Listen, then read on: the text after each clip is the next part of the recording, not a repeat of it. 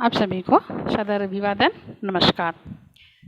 आज हम पढ़ेंगे कक्षा 10वीं संसाधन और विकास, इसमें पर्यावरण विज्ञान की नज़र से। तो इसमें पर्यावरण का अध्ययन करने वाले वैज्ञानिकों ने इस पर कई प्रश्न उठाए हैं कि पर्यावरण मनुष्य को किस तरह से प्रभावित करता है। इसी क्रम में 1950 के दशक में अमेरिका के कुछ इलाकों में ये पाया गया कि वहाँ जो पहले मधुमक्खियाँ भुनभुनाते रहते थे, उनकी आवाज़ सुनाई नहीं दी। तो इसका क्या कारण है, इस पर वैज्ञानिकों ने खोज किया। तो ये पाया कि अमेरिका के उन क्षेत्रों में रासायनिक कीटनाशकों का प्रयोग हुआ है, जिसके कारण ये मधुमक्खियाँ प्रभावित हुई हैं और कीटों के साथ साथ मधुमक्खियाँ भी यहाँ पर मारी गई हैं और इसी कारण से मधुमक्खियों की भुनभुनाहट दिखाई नहीं दे रही है। इसमें 1962 में रेचल कार्सन ने अपनी पुस्तक निस्तब्ध वसंत, साइलेंट स्प्रिंग, इसमें खोज किया और लिखा कि पक्षियों व कीट पतंगों की चुप्पी के पीछे कीटनाशकों का भयावह प्रभाव है। इन्हें जो पक्षी और कीट पतंग जो चुप हो गए हैं, इसके पीछे मनुष्य जो कीटनाशक दवाई का उपयोग करते हैं इसका ही प्रभाव है और इसका असर मनुष्यों पर भी पड़ रहा है। ये आगे लिखते हैं कि मनुष्य मच्छर मारने के लिए डीडीटी का छिड़काव करता है। तो ये डीडीटी क्या होता है, झीलों तक पहुंच जाता है। झीलों में पहुंचने पर ये मछलियों को प्रभावित करती है।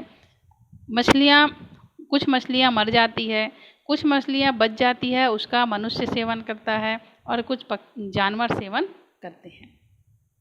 इसके बाद इन मछलियों को खाने से मनुष्य और जानवर दोनों पर प्रभाव पड़ता है और दोनों जो है कई गंभीर बीमारी की चपेट में आ जाते हैं। इसी क्रम में ये साबित हो गया कि पर्यावरण से सभी जीव जंतु एक दूसरे से आपस में जुड़े हुए हैं। भले ही मच्छरों को मारने के लिए डीडीटी का छिड़काव किया गया, लेकिन इससे हम देखते हैं कि मछली, जानवर, स्वयं इंसान भी प्रभावित हुए। इन्हें इंसान ही डीडीटी का उपयोग किया था और अंत में वो पलटकर इंसान को ही नुकसान में डाल रहा है। ये प्रकृति में चूँकि क्या है, सभी एक दूसरे से जुड़े हुए हैं, तो जब काम होता है तो एक के काम का प्रभाव पूरे प्रकृति में रहने वाले जीव जंतु पर पड़ता है। रेचल की इस पुस्तक ने सारे पर्यावरण वैज्ञानिकों का ध्यान अपनी ओर खींचना आकर्षित किया और सभी पर्यावरण प्रेमी इस विषय पर अपना ध्यान केंद्रित करने लगे। और ये जो जितना पर्यावरण प्रदूषित हो रहा है, खास करके औद्योगिक विकास के कारण प्रदूषित हो रहा है, तो औद्योगिक विकास का प्रकृति पर पड़ने वाला प्रभाव पर सभी वैज्ञानिक शोध करने लगे। पर्यावरण वैज्ञानिकों का ये कहना है कि प्राकृतिक संपदा एक विशाल ताना बाना है और जिसके किसी छोटे से अंश को हानि पहुंचने से पूरा तंत्र जो है प्रभावित होता है। प्रकृति का हर हिस्सा, चाहे वो निर्जीव हो, सजीव हो, जल, हवा, चट्टान, मिट्टी, कीट पतंग, पशु, पक्षी, मानव, कोई भी हो, सभी क्या है, एक दूसरे से जुड़े हुए हैं। यदि एक को भी थोड़ा सा हम नुकसान पहुंचाते हैं तो इसका असर प्रकृति में समस्त जीव जंतुओं पर पड़ता है। इसमें मनुष्य जो है कीड़ों को मारने के लिए, जैसे अनाज के फसल में कीड़ा लग जाता है तो कीड़ों को मारने के लिए कीटनाशक का प्रयोग करता है, लेकिन इसका असर मनुष्यों पर भी पड़ता है। कीटनाशक का प्रयोग करके हम फसल तो ज़्यादा मात्रा में पा जाते हैं, लेकिन यदि जब हम अनाज का सेवन करते हैं तो चूँकि उसमें कीटनाशक रासायनिक तत्व का प्रयोग हुआ है, तो इन अनाजों का सेवन करने से हमको कैंसर जैसी भयानक बीमारी से गुजरना पड़ता है। अनाज में जो भूसा बचता है उसको यदि हम जानवर को खिलाते हैं तो जानवर भी कई गंभीर बीमारी की चपेट में आ जाते हैं। तो इस तरह से हम देखते हैं कि कीटनाशक का हम लोगों ने प्रयोग किया, लेकिन वो पलटकर उसका दुष्प्रभाव हमारे तक ही पहुंच करके हम ही को ही नुकसान पहुंचाता है।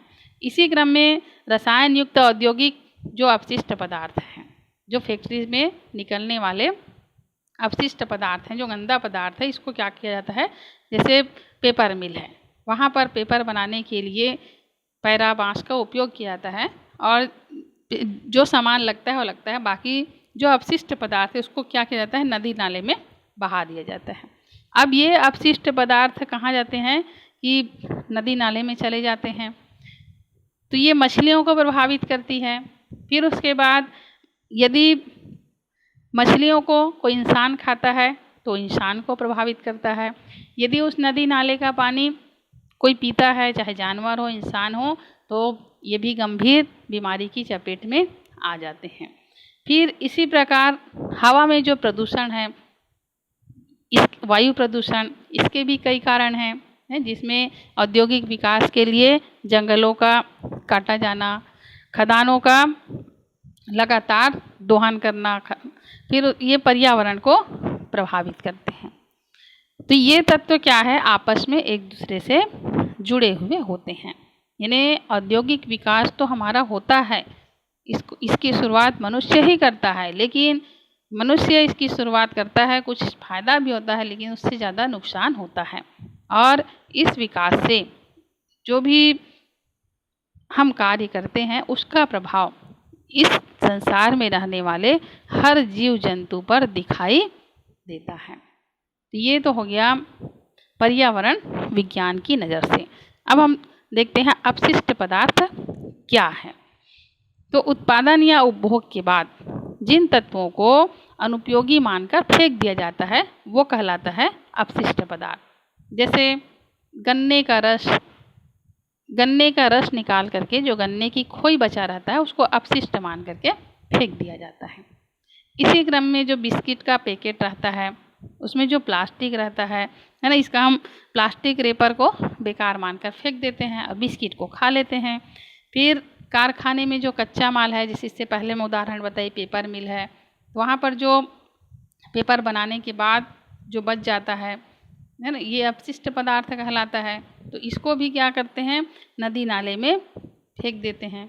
फिर उसके बाद जो औद्योगिक चिमनी है उनसे निकलने वाले धुएं हैं, ये भी क्या है, अपशिष्ट पदार्थ कहलाते हैं। तो यदि मनुष्य चाहे तो इन अपशिष्ट पदार्थों का उपयोग कर सकता है। जैसे गन्ने की खोई से बिजली बना सकता है। फिर उसके बाद जो विशेष संयंत्र से क्या है, गंदे पानी की निकासी कर सकता है। धुएं से रासायनिक क्रियाओं के द्वारा धुएं से हानिकारक जो पदार्थ होते हैं इसको अलग कर सकता है। कचरे से बिजली बनाया जा सकता है। तो जो अपशिष्ट पदार्थ है इसका मनुष्य चाहे तो उपयोग कर सकता है। तो औद्योगिक उत्पादन की प्रक्रिया ने इस ताने बाने को बुरी तरह से प्रभावित किया है। यानी उद्योग धंधे की स्थापना से ही जो प्रकृति का ताना बाना है ये पूरी तरह से प्रभावित हुआ है। पृथ्वी पर प्राकृतिक संपदा असीम नहीं है। एक निश्चित समय के बाद जो भी प्राकृतिक संपदा है ये खत्म होगा ही होगा।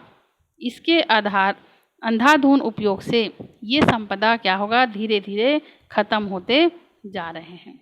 और आज जिस तरह से व्यक्ति इन प्राकृतिक संसाधनों का उपयोग कर रहा है तो इस संपदा को आने वाले समय में नष्ट कर सकती। जैसे देखते हैं हम कोयले का उपयोग, जितना भी फैक्ट्री लग रहा है उसमें कोयले का उपयोग हो रहा है।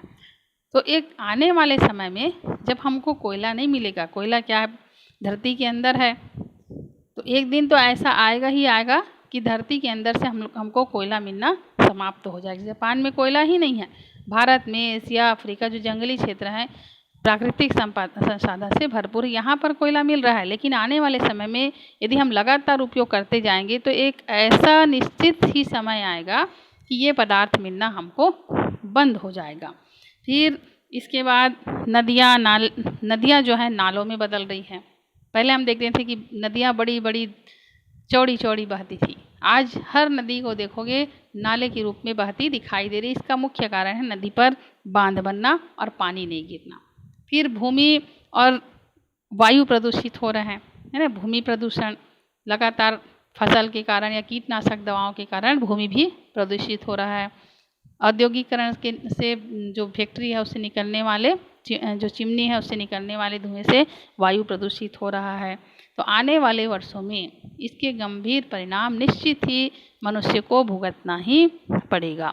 तो इस पाठ में आगे हम इसी प्राकृतिक संसाधनों को पढ़ेंगे कि नवीकरण संसाधन क्या है, अनवीकरण संसाधन क्या है, प्राकृतिक संसाधन किसे कहते हैं। आज के इस वीडियो में बस इतना ही, बाकी हम अगले वीडियो में पढ़ेंगे।